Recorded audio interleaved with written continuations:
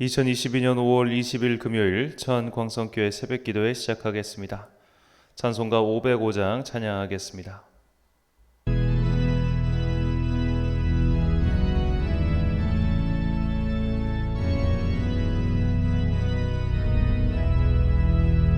온 세상 위하여 나 복음 전하리. 만 백성 모두 나와서 주 말씀 들어라. 죄 중에 빠져서 헤매는 자들아, 주님의 음성 듣고서 너 구원 받으라. 전하고 기도해 매일 증인 되리라.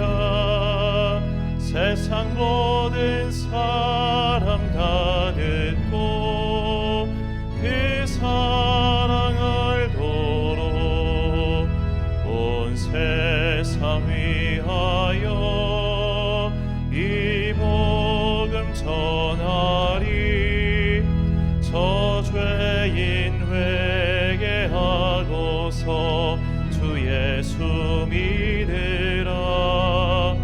이 세상 구하려 주 돌아가신 것 하지 않으면 그 사랑 모르리. 전하고 기도해 매일 증인 되리라. 세상 모든 사람 다 듣고 그 사랑 알도록 온 세상 위하여 주 내 임하니. 주 예수 이름 힘입어 이 복음 전하자. 먼 곳에 나가서 전하지 못해도 있든지 늘 기도 힘쓰리. 전하고 기도해 매일 증인 되리라.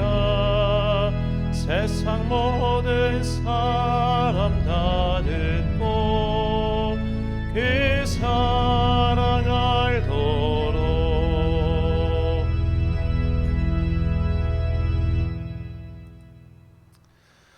오늘 우리에게 주신 하나님의 말씀, 히브리서 11장 1절부터 40절까지 말씀입니다. 히브리서 11장 1절부터 40절까지 말씀.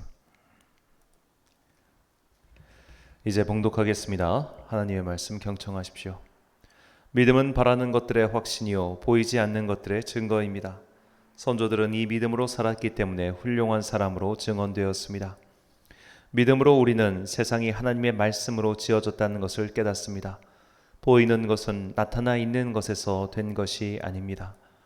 믿음으로 아벨은 가인보다 더 나은 제물을 하나님께 드렸습니다. 이런 제물을 드림으로써 그는 의인이라는 증언을 받았으니 하나님께서 그의 예물에 대하여 증언하여 주신 것입니다. 그는 죽었지만 이 믿음으로 말미암아 아직도 말하고 있습니다. 믿음으로 에녹은 죽지 않고 하늘로 옮겨갔습니다. 하나님께서 그를 옮기셨으므로 우리는 그를 찾을 수 없었습니다. 옮겨가기 전에 그는 하나님을 기쁘게 해드렸다는 증언을 받은 것입니다. 믿음이 없이는 하나님을 기쁘게 해드릴 수 없습니다. 하나님께 나아가는 사람은 하나님이 계시다는 것과 하나님은 자기를 찾는 사람들에게 상을 주시는 분이시라는 것을 믿어야 합니다. 믿음으로 노아는 하나님께서 아직 보이지 않는 일들에 대하여 경고하셨을 때에 하나님을 경외하고 방주를 마련하여 자기 가족을 구원하였습니다. 이 믿음을 통하여 그는 세상을 단죄하고 믿음을 따라 얻는 의를 물려받은 상속자가 되었습니다. 믿음으로 아브라함은 부르심을 받았을 때에 순종하고 장차 자기 몫으로 받을 땅을 향해 나갔습니다. 그런데 그는 어디로 가는지를 알지 못했지만 떠난 것입니다. 믿음으로 그는 약속하신 땅에서 타국에 몸을 붙여 사는 나그네처럼 거류하였으며 같은 약속을 함께 물려받을 이삭과 야곱과 함께 장막에서 살았습니다. 그는 하나님께서 설계하시고 세우실 튼튼한 기초를 가진 도시를 바랐던 것입니다. 믿음으로 사라는 나이가 지나서 수태할 수 없는 몸이었는데도 임신할 능력을 얻었습니다. 그가 약속하신 분을 신실하신 분으로 생각했기 때문입니다. 그래서 죽은 사람이나 다름없는 한 사람에게서 하늘의 별과 같이 많고 바닷가의 모래와 같이 셀 수 없는 많은 자손이 태어나게 되었습니다. 이 사람들은 모두 믿음을 따라 살다가 죽었습니다. 그들은 약속하신 것을 받지는 못했지만 그것을 멀리서 바라보고 반겼으며 땅에서는 길손과 나그네 신세임을 고백하였습니다. 이런 말을 하는 사람들은 자기네가 고향을 찾고 있다는 것을 나타내는 것입니다. 그들이 만일 떠나온 것을 생각하고 있었더라면 돌아갈 기회가 있었을 것입니다. 그러나 사실은 그들은 더 좋은 것을 동경하고 있었던 것입니다. 그것은 곧 하늘의 고향입니다. 그래서 하나님께서는 그들의 하나님이라고 불리는 것을 부끄러워하지 않으시고 그들을 위하여 한 도시를 마련해 두셨습니다.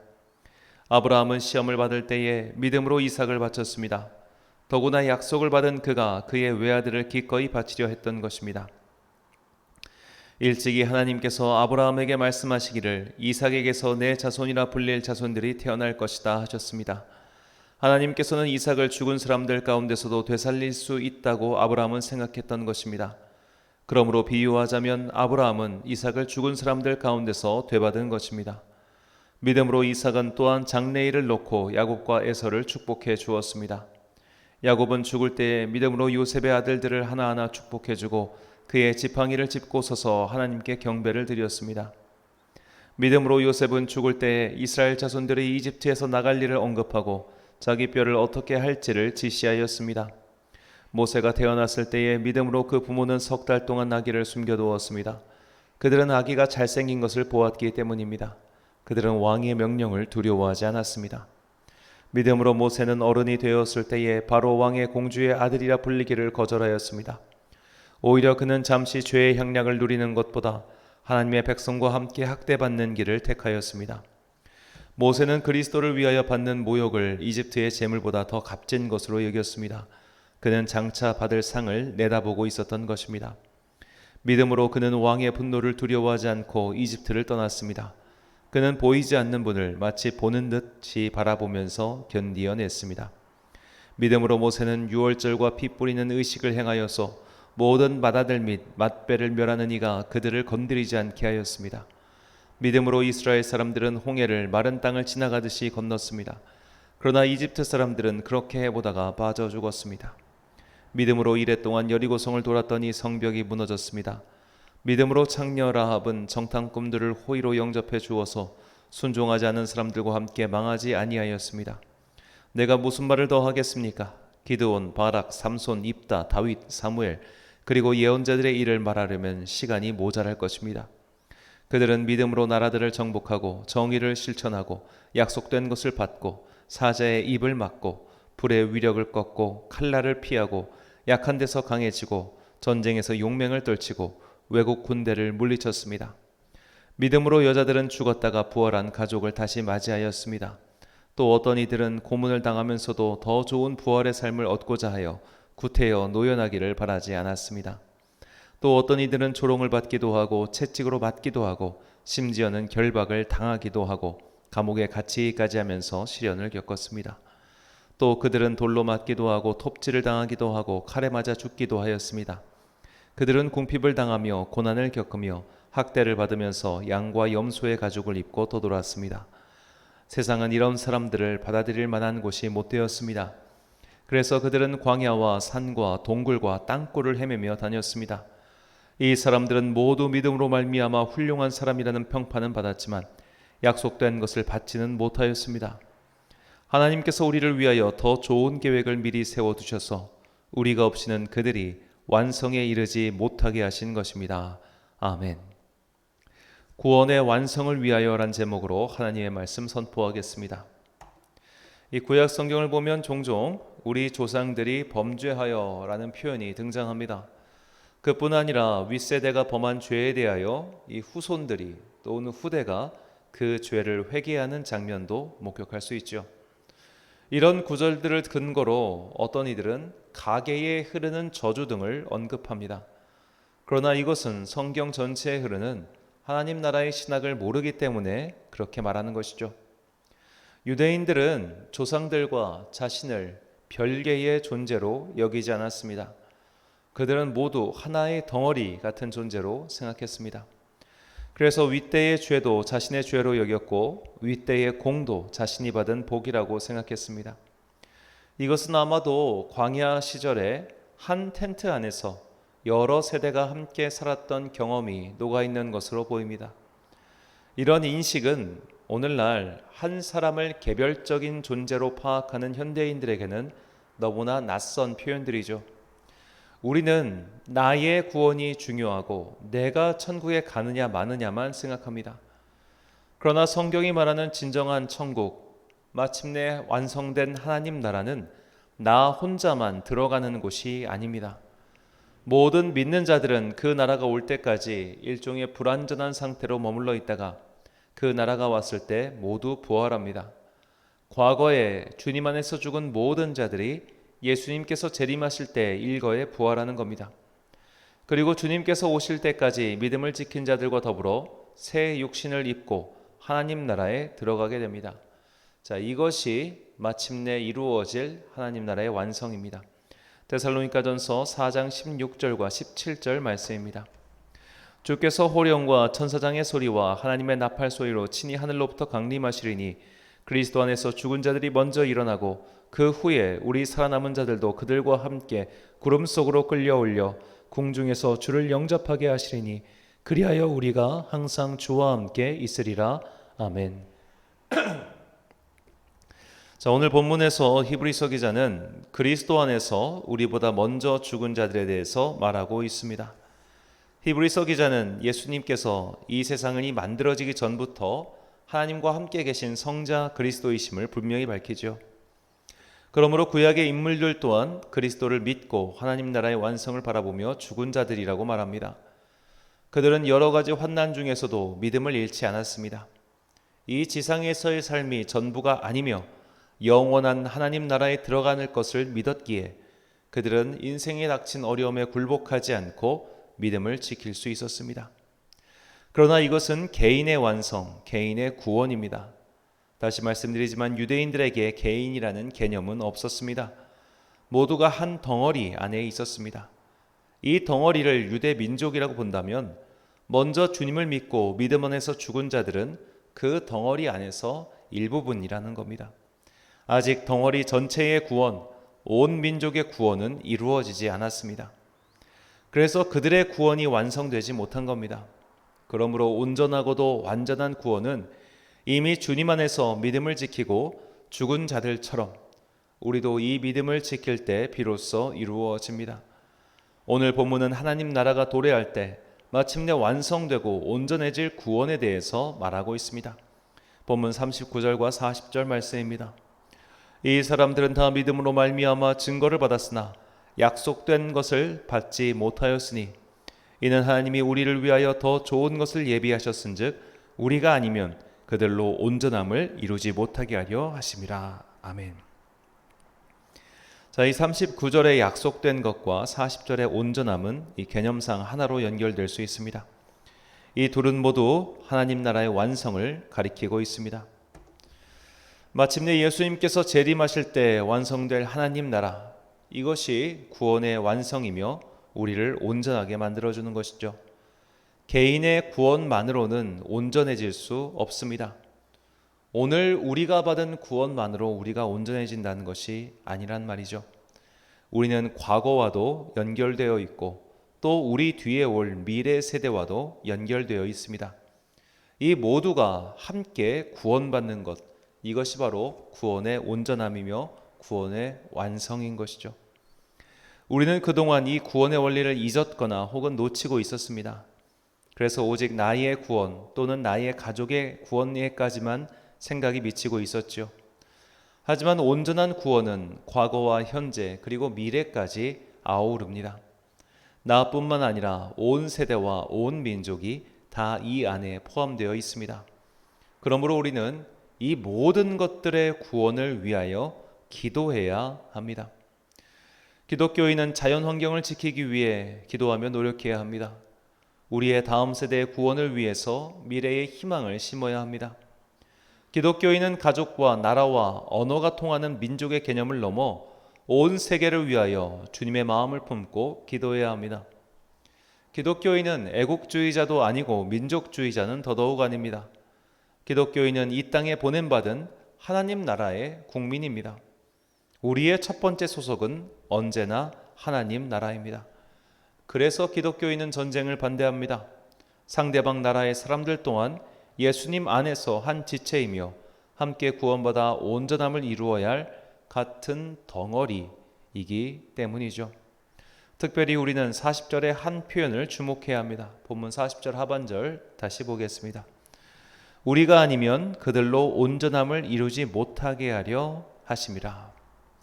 자, 이 표현을 통해 우리는 과거와 현재와 미래 세대가 통전적으로 함께 구원을 이루는 것에 대한 책임이 오늘 이 시대를 살아가는 우리에게 있음을 분명히 알려주시는 것입니다.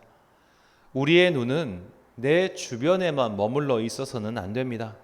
한국 교회를 넘어 한국 사회와 한국 사회를 넘어 또 세계를 바라봐야 합니다.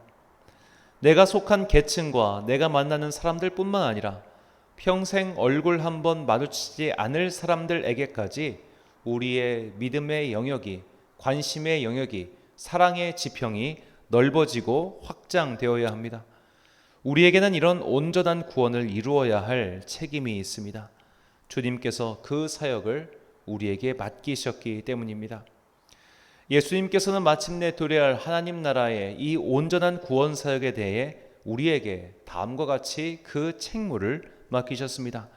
마태복음 28장 19절 말씀과 24장 14절 말씀입니다. 그러므로 너희는 가서 모든 민족을 제자로 삼아 아버지와 아들과 성령의 이름으로 세례를 베풀고 이 천국 복음이 모든 민족에게 증언되기 위하여 온 세상에 전파되리니 그제야 끝이 오리라. 아멘. 사랑하는 천안광성교회 성도 여러분, 그리고 이 새벽을 함께 깨우고 계신 귀한 주님의 자녀 여러분, 우리는 세상 모든 민족이 구원을 얻기까지 쉬지 않고 전진해야 할 책임과 의무가 있습니다. 우리가 멈춰서면 과거 세대의 노력이 망가집니다. 물론 우리가 이 책무를 제대로 이행하지 못한다면 하나님께서는 다른 세대, 다른 사람을 통하여 이 일을 이루실 것입니다. 하지만 그렇게 되면 오늘 이 세대가 받을 상이 무엇이겠습니까? 온 세대에 대한 구원의 책임 의식을 가지십시오. 내가 받은 구원의 확신에만 기뻐하며 거기에 머물러 있어서는 안 됩니다. 주님께서는 분명히 우리에게 책임을 지시하셨습니다. 우리는 과거에 주님을 용기 있게 믿고 잠들어 있는 선조들을 본받아 우리 또한 믿음을 지키며 구원받은 자로서 이 온 세대를 향한 주님의 뜻을 받들어 그 의무를 다해야 됩니다. 그래야 그들의 믿음과 우리의 믿음이 하나가 되어 온전한 구원을 이룰 수 있습니다. 주님께서 우리에게 맡기신 이 온전한 구원의 사역을 위해 그 맡은 바 책무를 다하는 여러분과 제가 되시길 간절히 축원합니다. 기도하겠습니다. 사랑과 은혜가 풍성하신 아버지 하나님, 오늘 온 세대를 향한 이 하나님의 구원의 뜻을 깨달아 우리의 믿음의 지경이 넓어져야 함을 깨닫게 해주시니 감사합니다. 우리는 과거와 현재와 미래가 다 주님 안에서 하나로 묶여 있습니다. 그러므로 나 혼자 구원받을 수 없습니다. 다 함께 구원받아야 비로소 온전한 구원이 완성됨을 깨닫게 해주시니 감사합니다. 주님께서 이 땅에 다시 오실 그날에 과거에 믿었던 사람들과 지금 믿는 사람들이 모두 함께 손을 잡고 그 부활의 영광에 동참하는 날이 올 수 있도록 오늘 이 먼저 내가 구원받은 자로서 다음 세대를 향한 이 책무를 다하는 자들 되게 하여 주옵소서. 우리가 오늘 나의 세대, 나만 구원받고 내 이유는 돌아보지 않는 그런 근시안적인 태도를 갖고 있다면 이제 주님께서 우리의 눈을 여사 믿음의 지경을 넓혀 주시옵소서. 무엇보다 우리가 다음 세대를 향한 그 뜨거운 마음을 품고 그들을 위하여 오늘 수확물을 내가 다 먹지 않고 다음을 위해 남겨둘 수 있는 그런 요셉의 지혜의 품은 당신의 자녀들 되게 하여 주옵소서. 이를 위하여 주님께서 우리를 부르셨사오니 그 주님 마음 깨달아 날마다 기도하는 성도들 되게 하기를 간절히 소망합니다. 일주일의 마지막, 업무의 마지막인 금요일입니다. 오늘도 각자의 삶의 자리에서 업무를 마치고 피곤한 몸을 이끌고 주님께 나오는 당신의 자녀들 기억하시고 오늘 저녁 기도의 시간 가운데 크신 성령님의 은총 베풀어 주사 우리가 맡은 바 믿음의 사명 끝까지 감당할 수 있도록 주님께서 우리에게 은혜를 부어 주옵소서. 오늘 하루도 당신의 은총과 사랑 충만한 하루 되길 소망하오며 예수님의 이름으로 기도드립니다. 아멘. 오늘의 기도 제목입니다. 모든 세대의 온전한 구원을 위하여 무엇을 기도하고 있습니까? 나만을 위한 평안과 구원을 위하는 것은 비성경적입니다.